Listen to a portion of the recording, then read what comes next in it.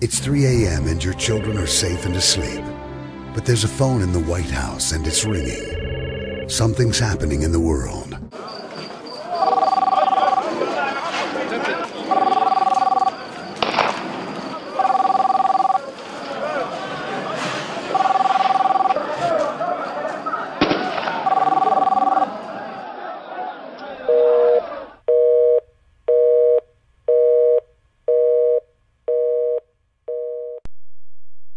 It's 3 a.m. Who do you want answering the phone? Where is the hour-by-hour schedule of the President of the United States on September the 11th, 2012? It has never been released. What did he do, and when did he do it? 3:40 p.m. in Washington, D.C., 9:40 Benghazi time, terrorists attack the U.S. mission in Benghazi. 9:50 p.m. Benghazi time, Ambassador Chris Stevens frantically calls his deputy Greg Hicks in Tripoli, saying, "Greg, we're under attack." 4:05 p.m., 20 minutes after Stevens' last message, the president, while visiting wounded warriors at Walter Reed, is informed of the attack. 4:40 p.m., the president departs Bethesda, Maryland on Marine One, landing on the South Lawn at 4:50 p.m. What we don't know is what the president did, who he met with or spoke to during the attack that lasted 7.5 hours. Are there any reports of the president ever making it to the Situation Room where a decision could be made to send in the cavalry? You know, it's a great question. That's one of the questions that should be answered. At 5 that evening, 11 p.m. Benghazi time, outgoing Defense Secretary Panetta and General Martin Dempsey, chairman of the Joint Chiefs, meet for 30 minutes with the president at the White House. That is the last communication between the commander-in-chief and his top military officials on the night of the attack. This official photo, which carries no timestamp, is later released showing the president also getting, quote, briefed on the situation in the Middle East and North Africa by his national security advisor, the vice president, and the White House chief of staff. 8 p.m., 2 a.m. Benghazi time. 3 hours after Stevens' last call, the embassy in Tripoli receives another deeply disturbing call from the same cell phone. This time, it's an Arab-speaking man informing Tripoli that the ambassador is dead. An hour later, 11:15 p.m., 5:15 a.m. in Benghazi, and less than 15 minutes after a rescue team arrived on scene from Tripoli, former SEALs Ty Woods and Glenn Dougherty are killed in a mortar attack on the CIA annex. 12:30 a.m. September 12th, 6:30 a.m. Benghazi time, escorted by friendly Libyan forces, all U.S. government personnel are evacuated from the annex to the Benghazi airport. 2:20 p.m., the president departs Andrews Air Force Base en route to Las Vegas, Nevada for a scheduled fundraiser. Critics are horrified by the insensitivity the move shows. There was an apparent attack going on in Benghazi, and I informed the president of that fact, and he at that point directed both myself and General Dempsey to do everything we needed to do to try to protect lives there. Did you have any further communications with him that night? No. Did you have any other further communications? Did he ever call you that night to say, how are things going? What's going on? Where's the consulate? No. Did you communicate with anyone else at the White House that night? No. No one else called you to say, how are things going? No. You talked to the President of the United States one time. So you talked to him for 30 minutes, one time, and you never talked to him again.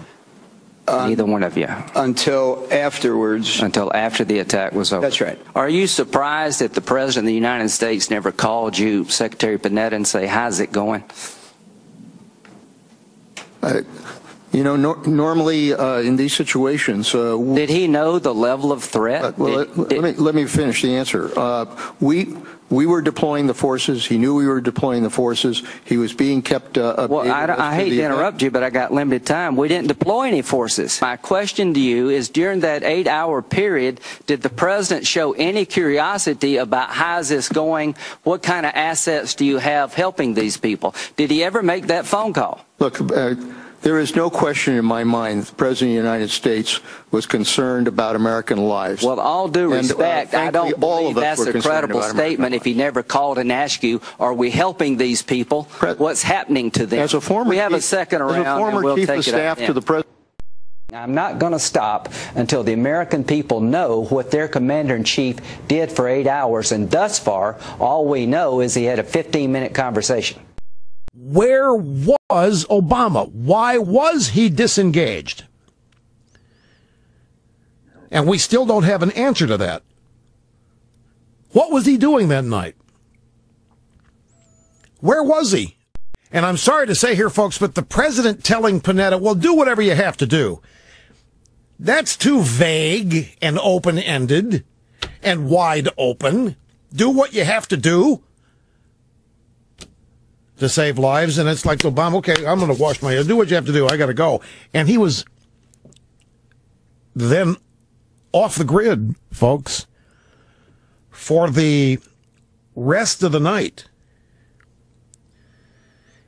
And this is why they deflected all this focus. This is why they tried to shift everybody's attention to the video or other distractions. They were trying to keep any inquiries into Obama's whereabouts from being made. And, of course, the media dutifully complied. They didn't ask those questions. Do you have any further communications with him that night? No. Where was he? Why wasn't he reachable? What the president's involvement is, where he was giving his direction that night, makes all the difference in the world as to whether there could have been a rescue mission. The president, by saying to the Secretary of Defense and to the chairman of the Joint Chiefs of Staff in the 5 o'clock meeting that afternoon, said, do what you have to do, you guys handle it. When the president said that, he was closing the door to any rescue mission because they don't commit U.S. troops abroad. They don't commit U.S. troops into another country unless they have the direct say-so and authorization of the president. Why don't we know about his whereabouts now? Well, I think that's what they're trying to cover up, is because you don't know what happened. What would be so offensive about where he was? Involved. Let me tell you, I mean, when I talked to my old boss, Henry Kissinger, he said to me, you know, any administration we had been part of, within minutes, you would have had, within 15 minutes, there would have been a White House Situation Working Group dealing with that situation as it was ongoing. Where was the commander-in-chief when all this, the one man who can authorize and order troops to move above everybody and instantly is commander-in-chief? Where was he for these hours when the fight was raging? Has anybody asked it? Has anybody answered that? Congressman, good morning to you. Good morning, Steve. There was no 3 a.m. phone call. The president did, however, have a phone call at 5 o'clock in the afternoon. Well, he got a briefing at 5 o'clock in the afternoon about what was going on, and then as Secretary Panetta said, there was no other contact, not with the president. Now, Dennis McDonough, his chief of staff, said, oh, he was briefed all during the night. Well, how was he briefed? It was made very clear in testimony there were no phone calls either way. We had people out there dying, and people that he committed there, that he sent there, and there were no phone calls either way. It's absolutely incredible. Now, I do know he had a very busy campaign appearance the next day in Las Vegas. I'm sure he wanted to look good for that, for heaven's sake. I think, Congressman, I think what we're learning, unfortunately, is at that point, the priority of the White House and the president was to get reelected because we were just outside of, that big November election. And we just don't know where the president was or Tom Donilon was after 8 o'clock. And despite what the Spinmeister said a couple of weeks ago, it does matter what room he was in. And the Situation Room is not like any other room. What the families and supporters of the men who died in Benghazi are asking for is a specific review of the White House response to the attacks.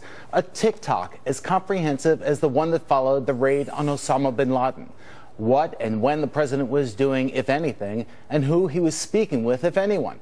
And on those points, the critics say there should be nothing to hide. Geraldo. They're fair questions, Greg. Thanks. What would explain why an accounting, or what we call in our business a TikTok, of the president's schedule or his whereabouts or account, why would that not be out at the moment? Well, certainly one reason it would not be out is that the White House doesn't want it out. Wherever he was has to be something they're hiding. No. You don't think so? No. You don't think he was at like a Jay-Z dinner or something that night? night? I don't. I think he was at home at the White House. You sleepy sleep? Yep, and they cannot put him in the room. That's the critical thing. It's not where he was. Why are they keeping him out of the room? They're keeping him out of the room because then the president knows exactly what was going on in Benghazi. Never, ever get off the fact that they were running guns. Never get off that fact. Because that explains why they can't explain where he was. He has to be someplace in the White House, but he's not at a Jay-Z thing. Because that would look really bad. Somebody was dying and then he wasn't there. And so they've already set up that he was there at the White House, but he wasn't fundraising. Okay, because remember, that was the important thing back then. He wasn't definitely not fundraising, because that would have been not until the next day. Mm-hmm. That would have been crass. He was definitely not fundraising. So he wasn't fundraising. So where was he? Well, it was September 11th. It was crass to put him at anything. So he had to be at home. Now, why wouldn't you be downstairs in the Situation Room? That's the logical place to put him. But they didn't put him in the Situation Room at all. From the very beginning. Why? Well, because that way they can distance him from this killing.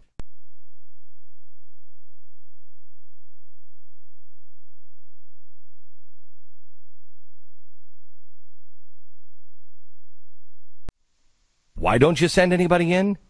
Because then you have witnesses of what was going on. Why isn't the president in the Situation Room when he's upstairs going to sleepy sleep? Why do they make it such a point? Why would Leon Panetta come out and say what he said during an election that the president, there was no phone calls, there was no emails, there was no phone calls, no contact with anyone in the White House all night long? Why? Why? To keep him clean of the real crime. Even the death of the ambassador, I am sorry to say, is not the real crime. The one they're trying to cover up is not the ambassador's death. It is running guns to the Muslim Brotherhood. Period. When the president isn't consulted for, well, it's longer than 8 hours, from 5 p.m. till the next day, where was he? What was he doing? Why was he disengaged? I was told early on, that's where the focus of this is going to end up before it's all said and done.